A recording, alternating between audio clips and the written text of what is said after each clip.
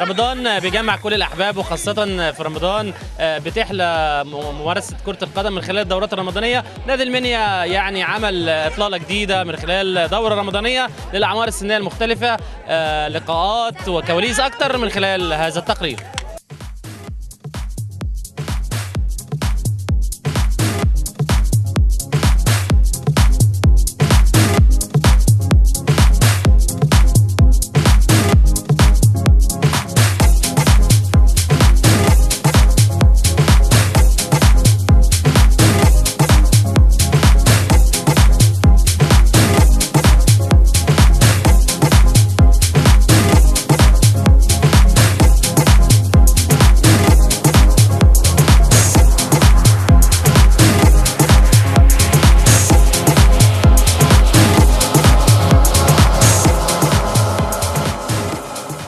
الفريق بتاعك اسمه ايه؟ مع فريق اسمه منتدون.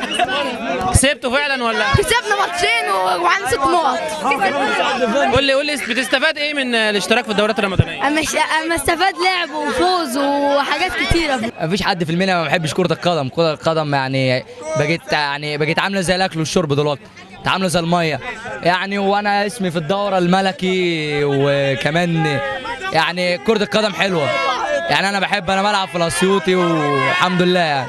لا بنشارك في الدوره، وهي دوره جميله يعني، وبيلعب فيها فرقه كويسه يعني. قول لي، هل يعني انت مبسوط ان نادي المنيا بيعمل دورات للمراحل السنيه؟ كنا دايما نشوف الدورات للكبار بس. لا ده في 2003 و2002 و2001 و1900 والتحت خالص. لا مستويات حلوه وفيهم ناس حريفه.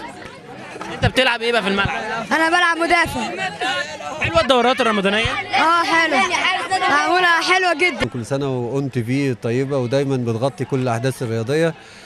طبعا زي ما حضرتك بتقول يا كابتن، احنا فكرنا في سن اللي هو بيبقى يعني عنده نشاط في رمضان ونفسه ان هو يفرغ الطاقات دي في حاجه، ففكرنا ان احنا نعمل دوره رمضانيه لشباب النادي من سن 14 سنه ل 20 سنه. الحمد لله زي ما انتم شايفين يعني لاقت اقبال كبير جدا. عندنا تقريبا 270 شاب ما بين 14 سنه ل 21 سنه، 33 فرقه مشتركين في الدوره، مقسمينهم ل3 مراحل سنيه، على اعتبار ان هي المراحل السنيه دي اكتر مراحل طبعا عندها شغف بالكوره. دي نمره 1. نمره 2 عندها نشاط وطاقه نفسها تفرغها في رمضان. هو احنا عاملينها دوره تنشيطيه، منها النادي يختار منهم البراعم اللي هيمثلوا النادي باذن الله في الناشئين وكده، نادي المنيا الرياضي. وهي جوائز، الاول هياخد كاس والتاني ميداليات، شهادة تقدير يعني. الدورات الرمضانية هي يعني احنا بنعتبرها من يعني هي كده عندنا من طقوس شهر رمضان، والنادي حريص فعلا، ومجلس الاداره برئاسه الباشمهندس محمود الصاوي يمكن احنا منظمين دوره فيها عدد كبير خالص من البراعم ومن الشباب، وفعلا النادي موفر والملعب وفي جوائز ان شاء الله معده، وهيبقى في حفل كبير ان شاء الله في النهايه لتسليم الجوائز.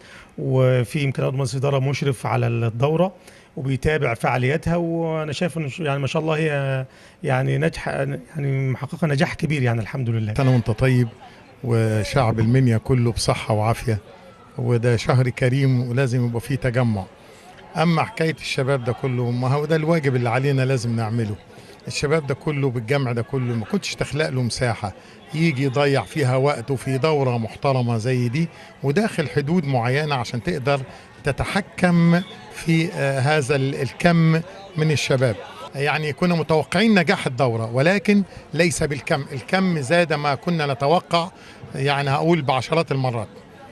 كم هائل، شباب هائل.